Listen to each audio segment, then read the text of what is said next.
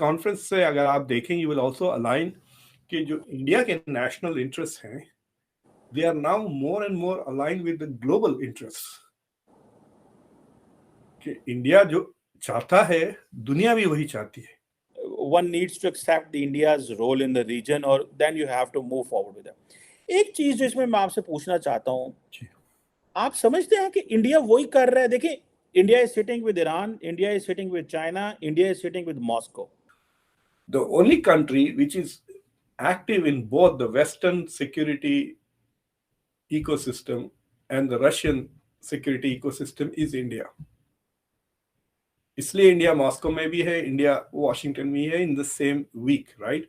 तो इंडिया का जो इन्फ्लुएंस बढ़ गया है, that is quite apparent. Central Asia target of that obviously. और दूसरी बात यह है कि जो डॉक्टर साहब ओआईसी की कॉन्फ्रेंस इस्लामाबाद में हुई थी, इमरान खान ने कराई थी, उसमें ऑल 5 जो सेंट्रल एशियन जो फॉरेन मिनिस्टर्स थे, they didn't come, they were in India. उनकी कोई मीटिंग चल रही थी वहां पे, और that was on something Afghanistan. So India gave a clear message कि Central Asian states किसके साथ हैं। वो इस वक्त इंडिया उस लेवल पर पहुंच चुका है, आप उनके नजदीक होंगे तो कुछ शायद आपका फायदा हो, दूर जितना जाएंगे उतने जलील ख्वार होंगे दुनिया में। आज आईएमएफ जितना जलील कर रहा है, मैं बता रहा हूं, ये इसके पीछे भी भारत की नापसंद। सबसे ज्यादा जरूरी, सबसे ज्यादा कॉन्सिक्वेंशियल हमारी भारत के साथ रिलेशनशिप है, ठीक है? क्योंकि अमेरिकन को पता लगे, मानने वाले तो है नहीं, मोदी जी सुनेंगे तो है नहीं। उसने बोला no mister Modi, you can not buy oil from Russia. Modi ji ने बोला कैम छो मजामा, जाओ डॉक्टर जयशंकर, आप खरीदो जो खरीदना लो, डोंट वरी।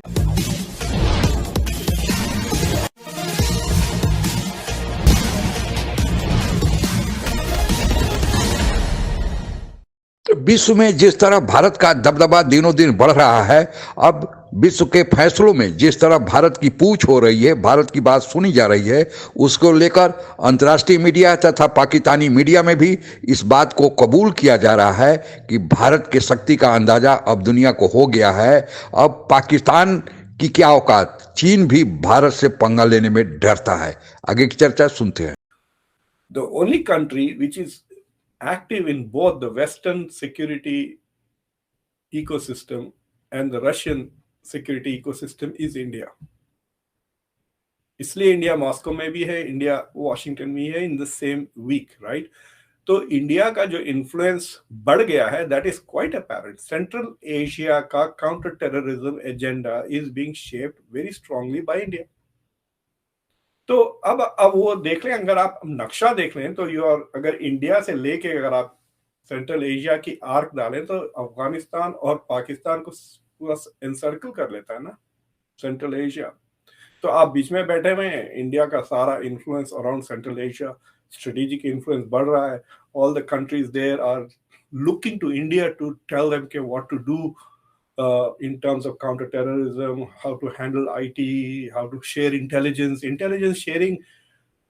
आप सोचिए कि अगर इंटेलिजेंस शेयरिंग का कोई मैकेनिज्म होता, who is going to handle the IT of the intelligence sharing mechanism? India ही करेगा। So पाकिस्तान के लिए बेहतर होता कि it was part of this, because if it is not part of this, it will be a target of that।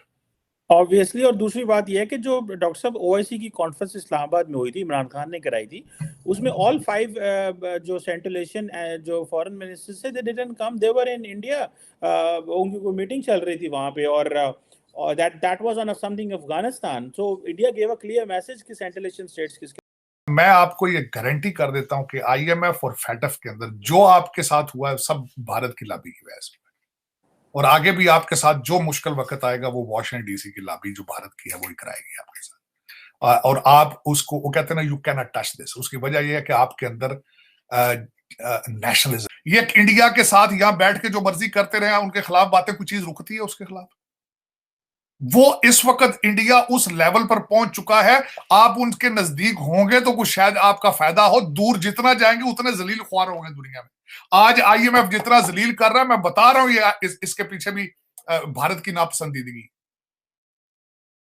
Influence of Bharat is so strong in Washington DC, आप सोच नहीं सकते, और आप एग्जिस्ट ही नहीं करते। You don't exist in Washington DC. Assistant Secretary of State for European and Eurasian Affairs, Karen Donfried ने Wednesday को यह बोला कि भाई जो भारत तेल खरीद रहा है हम उससे खुश हैं, रूस से तेल खरीदे, हमें कोई लेना देना नहीं है और हम लोग इंडिया को सैंक्शन नहीं करना चाहते। Our relationship with India is the most consequential relationship.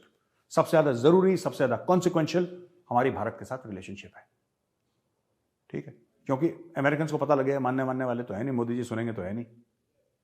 उसने बोला no no mister Modi, you cannot buy oil from Russia. Modi ji ने बोला कैम छो मजा, जाओ जाओ जाओ, डॉक्टर जयशंकर आप खरीदो, जो खरीदना है लो, डोंट वरी, मैं इनको संभालता हूं।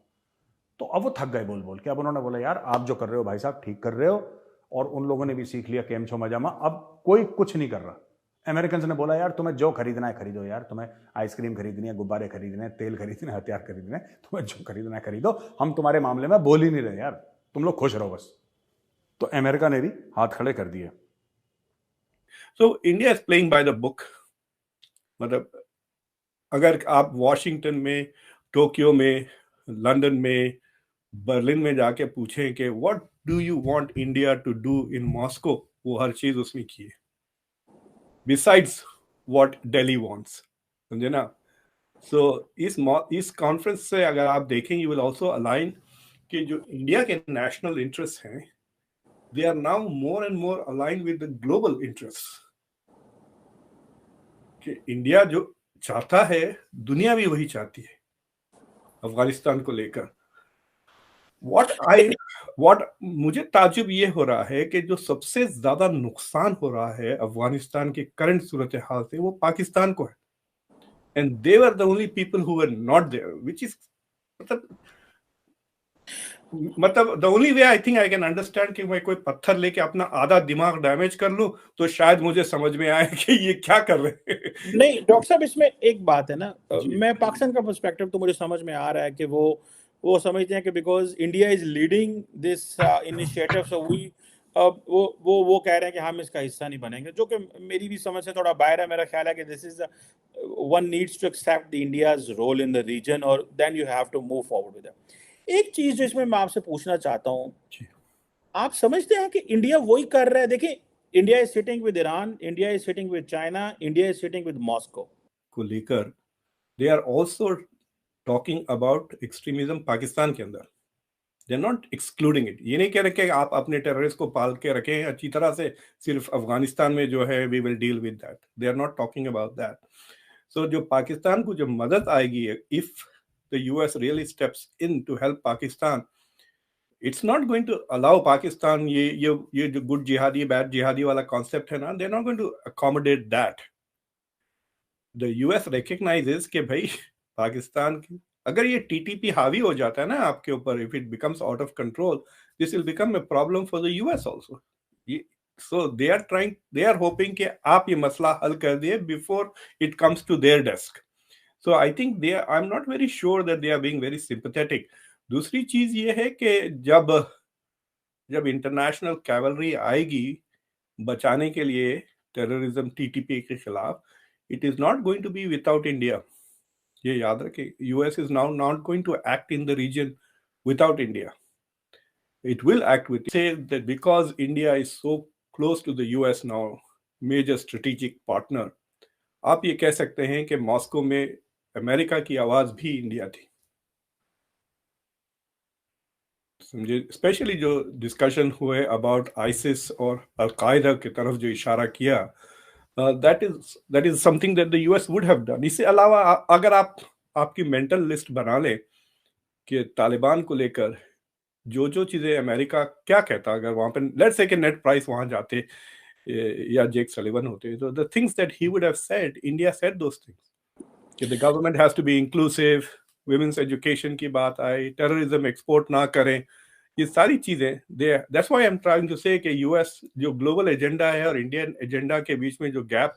पहले भी दुनिया में दो गुट थे, लेकिन 1991 में सोवियत संघ यानी यूएसएसआर के विघटन के बाद अकेला अमेरिका ही दुनिया में सुपर पावर बना हुआ था। लेकिन जिस तरह चीन ने आर्थिक और सामरिक दृष्टि से अपने को ऊपर उठाया, विकास किया, चीन अमेरिका के उस सुपर पावर को अब चुनौती देने लगा। अब लगने लगा है कि दुनिया में दो गुट, एक चीन का गुट और दूसरा अमेरिका गुट हो गया है। चीन के गुट में सोवियत संघ एक बड़ी, जो बहुत बड़ी सामरिक शक्ति मानी जाती है, मिल गया है, क्योंकि रूस यूक्रेन युद्ध के कारण रूस के साथ अमेरिका और अमेरिका के सहयोगी जितने पश्चिमी देश हैं, उन्होंने जब यूक्रेन के पक्ष में अपना भार रखा और रूस के विरोध में खड़े हो गए, तो रूस को मजबूरन चीन के पल्ले में झाड़ा पड़ा। भारत अभी तक तटस्थ बना हुआ है, लेकिन जिस तरह इस युद्ध के दरमियान और इसके बाद भारत की अंतर्राष्ट्रीय स्तर पर पूछ दिनों दिन बढ़ रही है। हर बड़े छोटे फैसलों में अंतर्राष्ट्रीय स्तर पर भारत की पूछ हो रही है। उसको लेकर अब अंतर्राष्ट्रीय मीडिया में और खासकर हमारे विरोधी देश की मीडिया पाकिस्तान में यह चर्चा आम हो गई है कि भारत का अब लोहा पूरी दुनिया मान रही है। अब चीन भी भारत से पंगा लेने में डरता है। पाकिस्तान की तो आज की तारीख में कोई औकात ही नहीं, क्योंकि पाकिस्तान को धमकी तो अब तालिबानी ही दे रहे हैं, जो कि मात्र अभी 1-1.5 साल हुए सत्ता में आए, और वे तालिबानी जो पाकिस्तान के किसी दिन इशारे पर चलते थे। भारत के इस अंतर्राष्ट्रीय स्तर पर बढ़ती हुई ताकत का जो आधार है वह पहला आर्थिक और सामरिक संपन्नता है।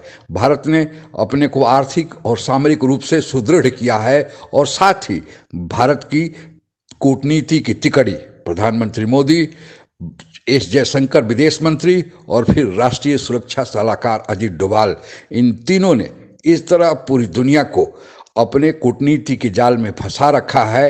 उससे अब पूरी दुनिया इस बात से कायल है कि आने वाले दिनों में अब चीन और अमेरिका ही नहीं, बल्कि भारत एक तीसरे ध्रुव के रूप में सामने आएगा। और यही भारत के कूटनीति का अंश है कि हम न तो चीन के गुट में हैं और न ही अमेरिका के गुट में हैं, हम अपने गुट में हैं। हमारे राष्ट्र हित में जो होगा हम वही करेंगे। यही कारण है कि चीन के गुट में जो रसिया है, रसिया से भारत तेल ले रहा है, लेकिन अमेरिका जबकि दूसरे देशों पर सैंक्शन लगाता है, भारत पर सैंक्शन लगाने की उसकी हिम्मत नहीं हुई, क्योंकि अमेरिका को भी पता है कि अमेरिका को चुनौती दे रहे चीन को अगर पटखनी देनी है तो अमेरिका को भारत के मदद की जरूरत पड़ेगी।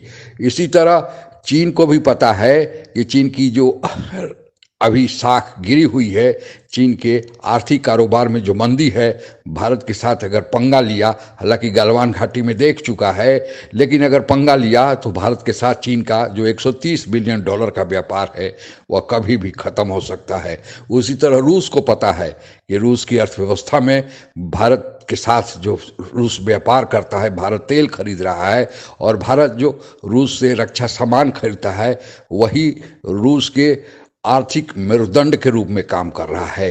तो इस तरह पूरी दुनिया में भारत ने अपने व्यवहार से, अपने प्रभाव से जो दबदबा कायम किया है, उस पर हमको गर्व है। और दुनिया अब भारत के इस शक्ति को, सनातनी शक्ति को मानने लगी है। तुर्की में तो भारत ने जो कारनामा कर दिखाया, उससे भारत के प्रतिष्ठा में 4 चांद लगा है। आज के लिए बस इतना ही। जय हिंद। आप अगर हमसे जुड़ा रहना चाहते हैं तो कृपया मेरे चैनल को सब्सक्राइब करें तथा बेल आइकन भी दबा दें, ताकि नई वीडियो की जानकारी तुरंत आप तक पहुंच जाए। धन्यवाद। जय हिंद।